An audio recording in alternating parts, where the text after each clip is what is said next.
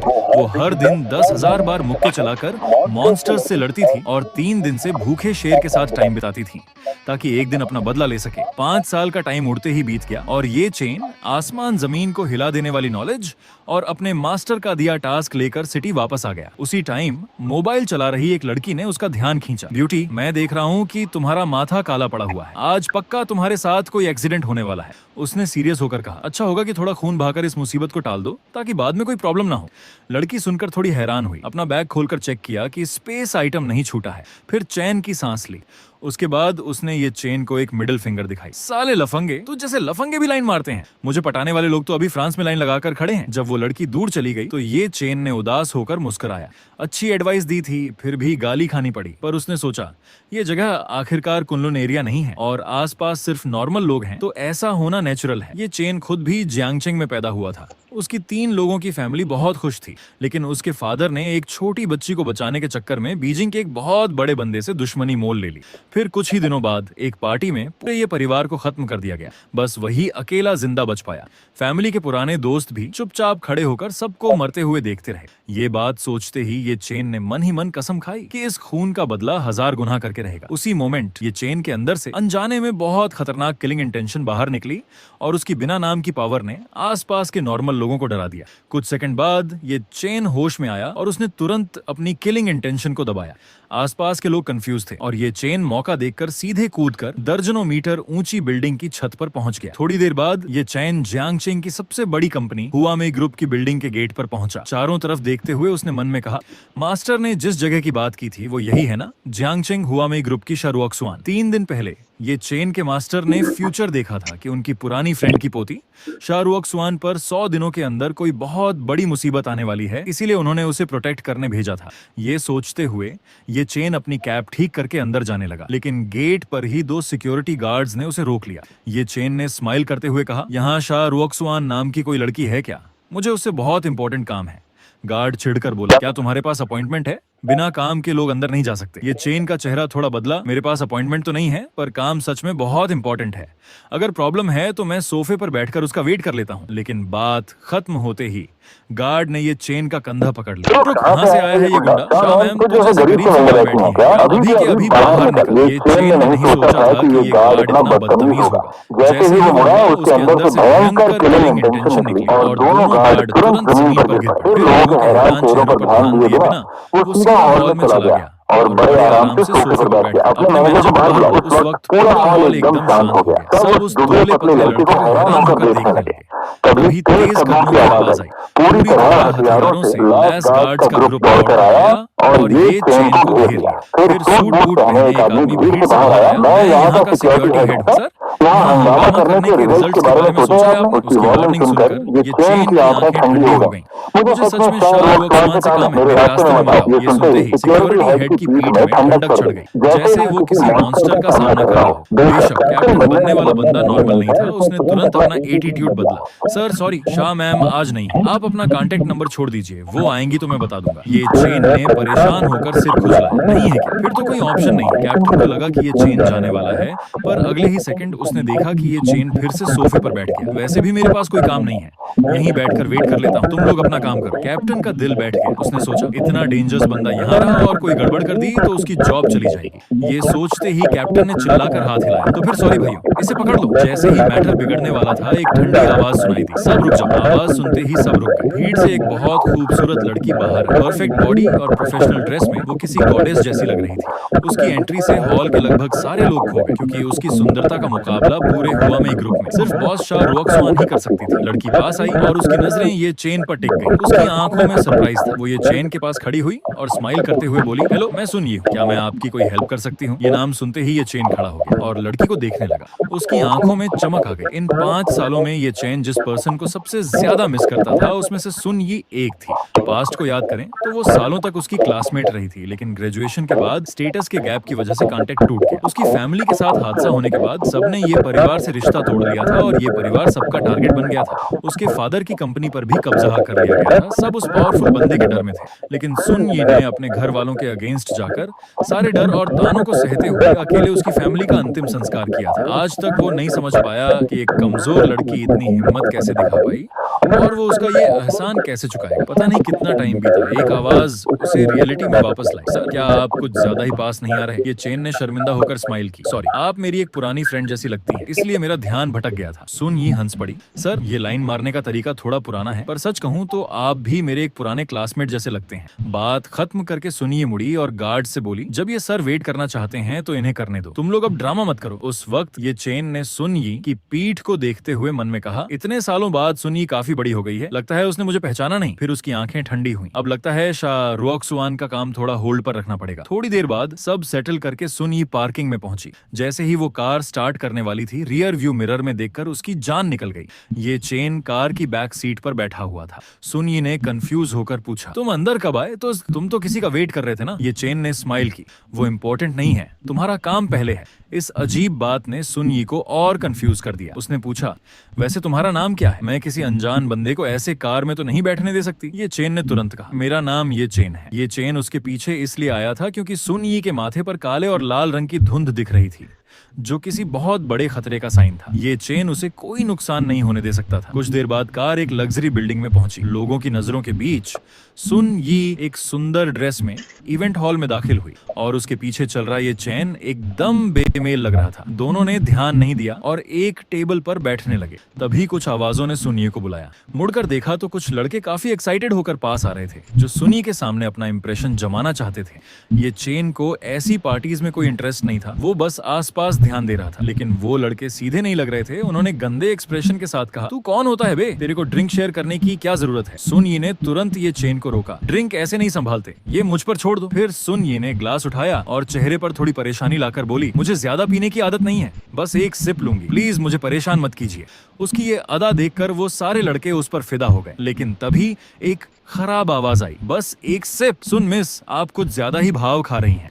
एक एटीट्यूड वाला बंदा सामने आया जिसके चेहरे पर घमंड था। सुनयी उसे देखते ही डर गई। उसकी बॉडी कांपने लगी। बाकी लोगों की बातों से लग रहा था कि इस चेन फेंक नाम के बंदे का बैकग्राउंड बहुत बड़ा है। चेन फेंक ने सुनयी के सामने खड़े होकर ठंडे टोन में कहा, लास्ट टाइम तुम बिना बताए चली गई थी, मेरी इंसल्ट की थी। आज ये पूरी बोतल तुम्हें पीनी पड़ेगी और याद रखना, ये रिक्वेस्ट नहीं, ऑर्डर है। सुनयी परेशान हो गई। उसे याद आया कि पिछली बार उसे उसकी ड्रिंक में कुछ मिला होने का शक हुआ था, इसलिए उसने उसके मुंह पर ड्रिंक फेंक दी थी। उसने जल्दी से कहा, चेन सर, मेरी कैपेसिटी बहुत कम है, बस ये एक ग्लास पी लूं?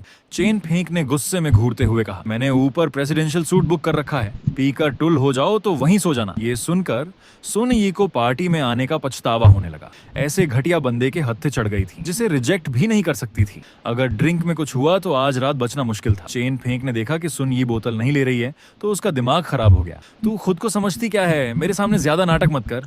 आज तेरी बॉस शाह रुओक्सुआन भी आ जाए तब भी तुझे पीना पड़ेगा। उस मोमेंट सुनयी चुपचाप खड़ी रही। उसकी आंखें नम हो गईं। वो एक नॉर्मल फैमिली से थी, कम उम्र में पढ़ाई छोड़कर जॉब करने लगी थी और बड़ी मुश्किल से डायरेक्टर की पोस्ट तक पहुंची थी। दूसरों की नजर में वो बड़ी ऑफिसर थी, पर ऐसे बड़े घर के लड़कों के सामने उसकी कोई वैल्यू नहीं थी। जब सुनयी पूरी तरह हेल्पलेस फील कर रही थी, तभी अगले ही सेकंड एक बड़ा हाथ आगे बढ़ा और बोतल छीन ली। ये चेन सुनयी के आगे आकर खड़ा हो गया। चेन फेंक को गुस्सा आया और वो गाली देने ही वाला था कि उसे अपनी तरफ एक कांच की बोतल आती दिखी। बिना संभलने का मौका दिए बोतल सीधे उसके सिर पर जोर से फूटी। चेन फेंक दर्द से घुटनों के बल गिर पड़ा और सिर पकड़कर कराहने लगा। उसने खून से सना चेहरा उठाकर ये चेन को देखा। तेरी हिम्मत कैसे हुई मुझे मारने की? मेरे बाप ने आज तक मुझे हाथ नहीं लगाया। ये चेन ने ठंडे टोन में कहा, तू क्या चीज है जो उसे जबरदस्ती पिलाएगा? ये बात सुनकर सबको बड़ा झटका लगा। चेन फेंक क्या चीज है? वो जियांगचेंग के सबसे पावरफुल चेन फैमिली का वारिस है और चेन फैमिली को जियांगचेंग की गवर्नमेंट का सपोर्ट है। सबसे डेंजरस बात यह है कि उनके पीछे एक मार्शल आर्ट्स मास्टर भी है। सबके मन में एक ही थॉट आया, ये लड़का आज रात जिंदा नहीं बचेगा। सुनयी भी घबरा गई। ये चेन बेकसूर था और वो उसे इस मैटर में नहीं घसीटना चाहती थी। उसने तुरंत आगे बढ़कर चेन फेंक को उठाया। चेन सर सॉरी, आप जितनी ड्रिंक बोलेंगे मैं पी लूंगी, प्लीज मेरे फ्रेंड को छोड़ दीजिए। चेन फेंक ने उसे थप्पड़ मार दिया। कमीनी, तेरी औकात है मुझसे शर्त लगाने की? आज रात तू भी नहीं बचेगी और ये बंदा भी मरेगा। लेकिन अगले ही मोमेंट चेन फेंक की आवाज बंद हो गई। ये चेन ने उसके पैरों के बीच में ऐसी लात मारी कि भयानक दर्द सीधा उसके दिमाग में गया और वो दर्द से तड़पता हुआ नीचे गिर गया। ये चेन ने उसका सिर बालों से उठाया और एकदम ठंडी आवाज में बोला, अभी तू किसको मारने की बात कर रहा था? इससे पहले कि वो कुछ बोल पाता, ये चेन ने उसका सिर जमीन पर दे मारा। तभी एक रोबीली आवाज गूंजी, रुक जाओ, उसे छोड़ो। एक सीरियस चेहरे वाला मिडिल एज्ड आदमी अंदर आया। उसके चेहरे पर गुस्सा था। उसके पीछे एक बूढ़ा आदमी था जो थोड़ा झुका हुआ था, पर उसके कदम बहुत हल्के थे। ये चेन ने उस बूढ़े को देखा और थोड़ा सरप्राइज हुआ, क्योंकि उसके आसपास एक अजीब एनर्जी घूम रही थी। थोड़ा सोचने पर लगा, शायद इसी को यहाँ मार्शल आर्ट्स मास्टर कहते हैं। सुन यी ने चेन झेंगुओं को देखा तो उसका दिल बैठ गया। खत्म, सब खत्म हो गया। ये चेन झेंगुओं यहाँ कैसे आ गया? उसे समझ आ गया था कि अब बचना नामुमकिन है। उसने ये चेन को देखा और सोचने लगी कि उसे कैसे बचाए, लेकिन ये चेन का चेहरा एकदम शांत था। उसने चेन फेंक को छोड़ा और खड़ा हो गया। चेन फेंक ने अपने फादर को देखा तो तुरंत रोते हुए उनके पास भागा। पापा, इस लड़के ने मुझे मारा और बिना वजह पीटा, मुझे न्याय चाहिए। चेन झेंगुओं ने चेन फेंक का खून से लथपथ सिर देखा तो उसका चेहरा गुस्से से लाल हो गया। उसने पास खड़े बूढ़े से पूछा, मास्टर मिंग, क्या आप बता सकते हैं इस लड़के का क्या बैकग्राउंड है? मास्टर मिंग हंसा। ये लड़का भी एक मार्शल आर्टिस्ट है, पर इसकी एज देखकर लगता है अभी अभी मार्शल आर्ट्स में कदम रखा है। ये सुनकर चेन झेंगुओं के चेहरे पर क्रूरता आ गई। मास्टर मिंग, अगर ये भीख मांगे तो इसे तड़पाकर मत मारना। मास्टर मिंग ने नोट किया और कुछ कदम चलकर सीधे ये चेन के सामने आ गया। लड़के, इतनी कम एज में ऐसी पावर पाना इजी नहीं है, पर अफसोस। वो अचानक ये चेन के पास आ गया और उसका कंधा पकड़कर ठंडे टोन में बोला, माफी मांग ले तो तुझे बिना दर्द की मौत दूंगा। ये चेन ने मजे लेते हुए उसे देखा। मैं माफी मांगू? अरे बूढ़े, तूने अपने लिए ताबूत पसंद कर लिया क्या? ये चेन को बिना डरे उल्टा टॉन्ट मारते देखकर मास्टर मिंग का दिमाग घूम गया। उसने गुस्से में एक जोरदार पंच ये चेन के कंधे पर मारा, लेकिन ये चेन की स्पीड बहुत तेज थी। उसने इजीली डॉज कर लिया। फिर ये चेन ने अपनी मुट्ठी में एनर्जी भरी और एक पंच दे मारा। स्पीड इतनी तेज थी कि बूढ़ा मास्टर रिएक्ट भी नहीं कर पाया और पंच सीधे उसके मुंह पर लगा। खून की धार निकल आई और वो भारी बॉडी सीधे जमीन पर जा गिरी। जमीन पर दरारें पड़ गईं और वो मास्टर बेहोश हो गया। ये देखकर चेन झेंगुओं और उसका बेटा बुरी तरह डर गए। उन्हें बिलीव नहीं हो रहा था कि इतना पावरफुल मास्टर एक झटके में हार गया, वो भी एक छोटे लड़के से। तभी मास्टर मिंग को होश आया। उसने बड़ी मुश्किल से सिर उठाकर पूछा, तू कौन है? तेरी पावर इतनी ज्यादा कैसे हो सकती है? ये चेन ने उसे ऊपर से देखा। अचानक उसका एटीट्यूड बदल गया, जैसे वो पूरी दुनिया से ऊपर हो। मैं वो हूँ जिसकी बराबरी तू कभी नहीं कर सकता। ये चेन की आवाज हॉल में बिजली की तरह गूंजी। मास्टर मिंग सहन नहीं कर पाया और मुंह से खून फेंक दिया। फिर ये चेन की नजर चेन झेंगुओं पर पड़ी। वो धीरे धीरे आगे बढ़ा। उसके अंदर से डरावनी किलिंग इंटेंशन निकल रही थी। Chen Zhengguo, right? अभी तू बोल रहा था कि तू दयालु है और मुझे बिना दर्द की मौत देगा। चेन झेंगुओं की रीढ़ में सनसनाहट हुई। उसकी बॉडी कांपने लगी। उसने पीछे हटकर अपने गार्ड्स को आर्डर दिया, तुम लोग क्या देख रहे हो, रोको इसे। आर्डर मिलते ही 7 से 8 गार्ड्स एक साथ ये चेन पर टूट पड़े। ये चेन ने सिर हिलाया और एक पंच हवा में मारा। उससे निकली एनर्जी से सारे गार्ड्स हवा में उड़कर दूर जा गिरे। गार्ड्स का काम तमाम करके ये चेन ने अपने हाथ झाड़े और चेन झिंगुओं को ठंडी नजरों से देखा। अब चेन बाप बेटा बिना सोचे ये चेन के आगे घुटनों पर गिर पड़े। मास्टर, मेरी गलती थी, मैंने अपने बेटे को तमीज नहीं सिखाई, प्लीज हमारी जान बख्श दीजिए। ये चेन ने ठंडी स्माइल दी। बाप बेटा दोनों एक जैसे हो। तुरंत घुटनों पर आ गए, पर कुछ हिसाब चुकता करना बाकी है। इससे पहले कि वो कुछ करता, हॉल का डोर जोर से खुला और फुल हथियारों से लैस पुलिस अंदर आ गई।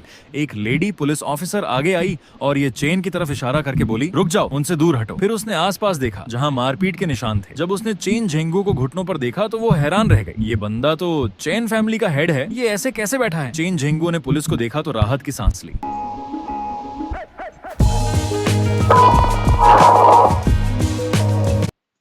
पुलिस को देखा तो राहत की सांस ली। उसकी नजर में मार्शल आर्टिस्ट चाहे जितना पावरफुल हो, गवर्नमेंट और लॉ के आगे कुछ नहीं होता। तभी लेडी ऑफिसर की नजर बेहोश मास्टर पर पड़ी।